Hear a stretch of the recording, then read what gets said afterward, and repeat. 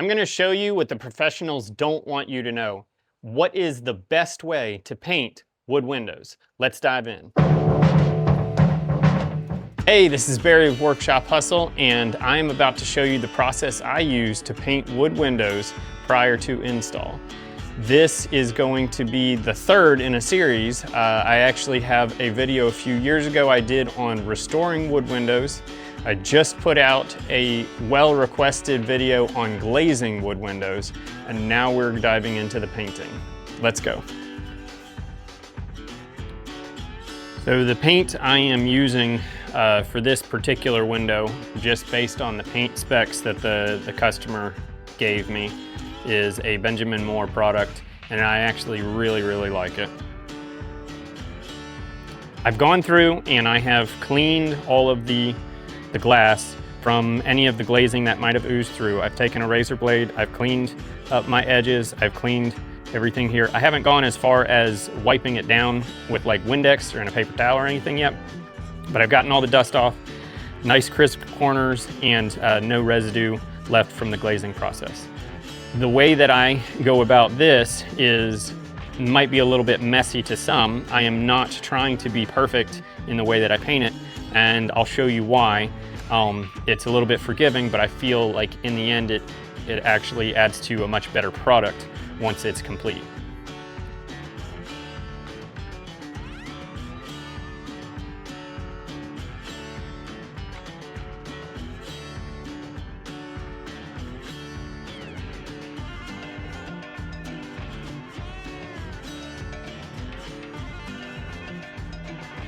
The first question that most people are going to say is, why in the world are you painting the glass? And the reason is for one, we are trying to get a seal between the interior glaze and the glass. And in the same way that we do this for the outside of the glass, we do it for the inside. But I will show you how I come back and clean that up. I know some people will do this freehand and try and give themselves, a nice 1/16 of an inch lap onto the glass, but I've actually found that it can be very frustrating and time consuming to do that. And not everybody has a perfect steady hand, and so I get that. So I'm trying to show the way that I've kind of come around to formulating for myself that best fits what I can do and what I feel lends itself to being a nice, crisp, clean line.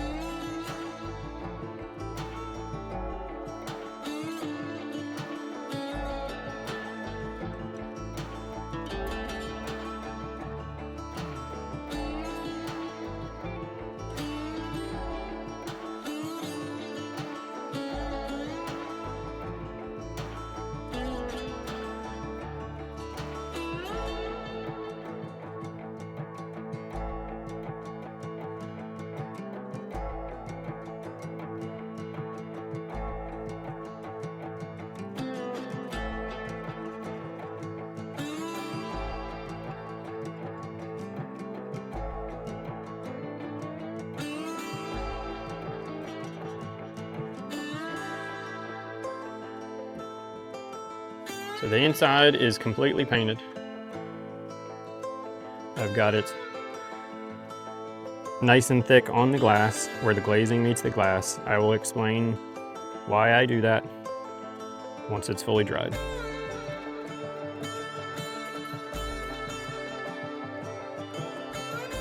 So I have a brand new blade in this utility knife, and I'm going to very nice and smooth score. I'm not digging into the corner. I'm actually trying to keep it just slightly off of the wood surface and making sure I get nice and tight into the corner. And then what I can do is, normally I'd have a second blade for this, but if I just peel this up, and the reason that I paint it nice and heavy on the glass is so that it comes up in one pull, instead of it being kind of feathered and all over the place. If it's nice and thick right at that edge, then once you score it, it will peel up in one piece like that. And so now I have a perfectly clean piece of glass. You can still see that there is an edge on the glass, which is what you want, but nice and clean. There's no way you can do that just by painting it by hand and trying to get that to feather onto it.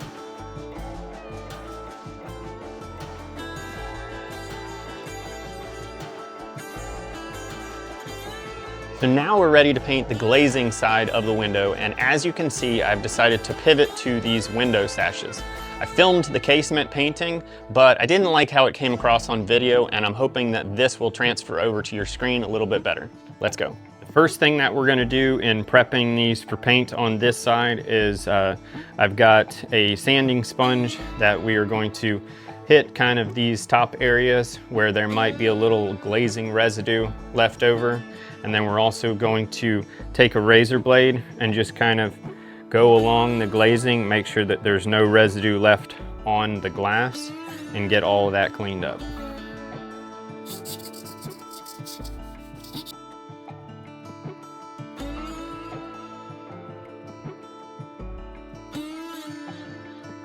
It's usually mainly in the corners where you might still see some residue left over, or just any spots that you might have missed when brushing on the whiting powder and getting it clean. This is just a dry paintbrush that I'm using to brush off any of the debris that we just got on it. So now what we're gonna do is we are going to paint just the glazing part with this Zinsser BIN primer. It is their oil-based, shellac-based primer, just to give an oil coating over top of the glazing. We don't really have to hit this. If there's any spots where you might have seen where it needs additional primer, go for it, but we're just gonna hit the glazing pretty much. And for this, I'm just gonna use a temporary throwaway brush, since this is not a detailed painting process.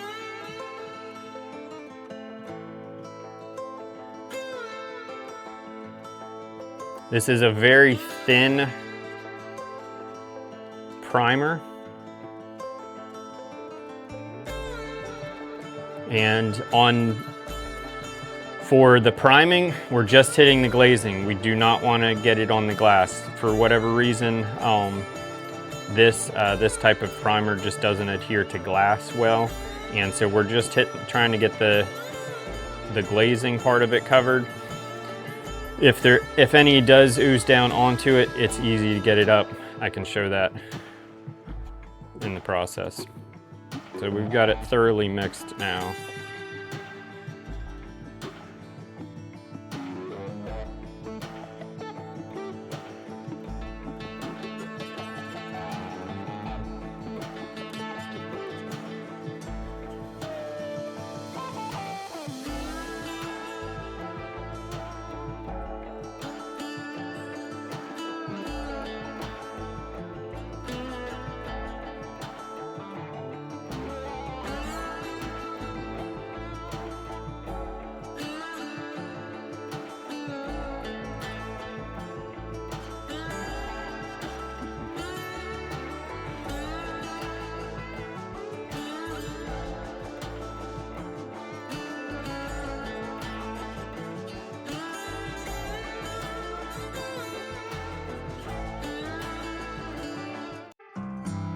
Okay, so now we are into the next step. It's been cleaned, it has dried, and now we are getting into prepping for paint. And this is where my process may be a little different from other people's process, but this is what I have found works best for me and the way that I can do this, because I am the only one working in my shop. Whereas if you have a crew of people, this might be different, but I actually will tape off all of the panes. And the way I do it to start, and this is a process that I've kind of developed for myself over the years, is I start by cutting myself little strips, making sure that I'm cutting at a 90-degree angle so that it can tuck right into this corner and leave approximately a 1/16 of an inch for where the paint is. And so I will go around and tape off every single corner this way to start. It's something that I can do on site. It's something that I can do in the shop. And I think that it's better for repeatable results. Not everybody has the steadiest painting hand, and this levels the playing field as far as getting a crisp line. And you'll just have to watch the process and judge it for yourself. But this is what works for me, and I've gotten it down pretty good. The tape that I'm using is Scotch brand. It's they had a Sharp Lines tape for a couple years, and I think it's been rebranded, or I don't know if they've added an additional line called the Pro Sharp Lines. I actually prefer this over frog tape. It's just something that going back and forth between the two, and actually using a roll of each on the same job actually is where I think I saw the most difference in pulling the tape off and getting a nice crisp line. I think I prefer the Scotch brand over frog tape. And the reason I do the corner is because I want a nice crisp corner, and there's no way to do it from the start by trying to just cut your strips. Through the process, I've learned you've got to start with this corner piece, and it makes the corners look so much sharper.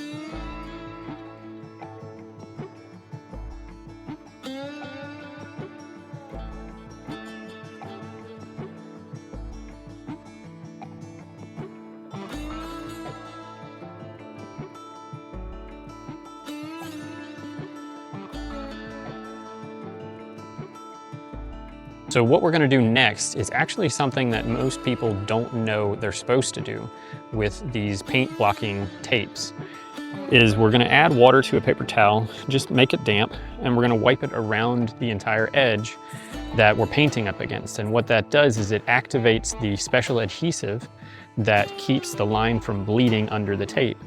And so with that, we will get a nice, clean, crisp edge. We'll wait for it to fully, completely dry before we paint anything on top of it, but it will give us that perfect line.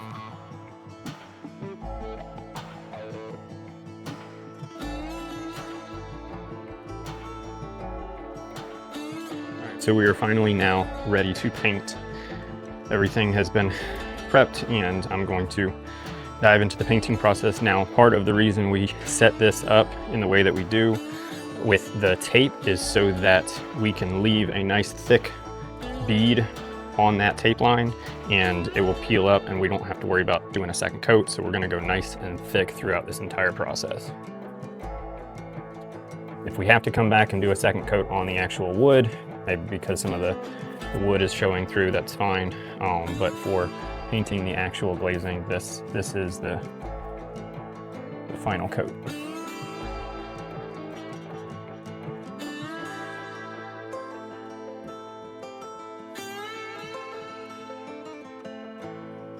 And just one thing to note with this exterior paint, I do have a mildewicide added to the paint as another preventative for mold and mildew.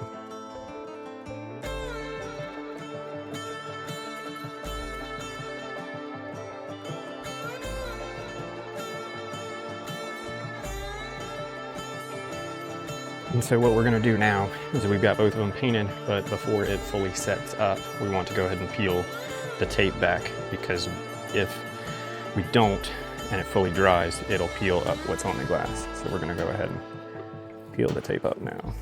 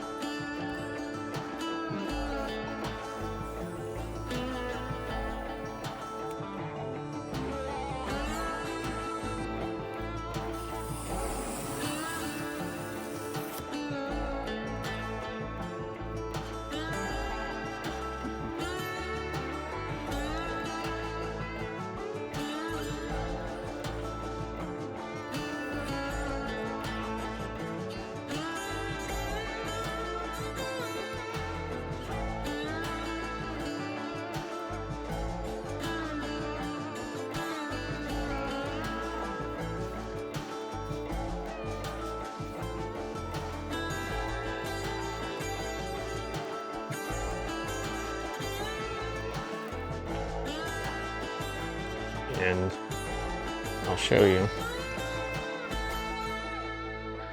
So that right there, nice, clean, crisp corner, and straight line down it. And so this right here, that little thing and that little thing are usually there. That's where the, the corner of the tape is, and then we tape off of that. So there's a little bleed out and where they overlap, which all it takes is with just a razor blade. And typically I'll wait till it's dry to do this, but just clean that. But so we'll wait for it to finish drying and we'll clean up any of the little bleed outs that happen. But aside from that, there's no way hand painting that you can get a straighter, more parallel line than that. I'm sorry, I've done it for many years and I just don't think it's possible. So I hope that video shows that we can level the playing field, because as professionals and amateurs, we could all be doing a better job of preserving wood windows. Go check out my other videos on glazing and also restoration, and I'll see you in the next one.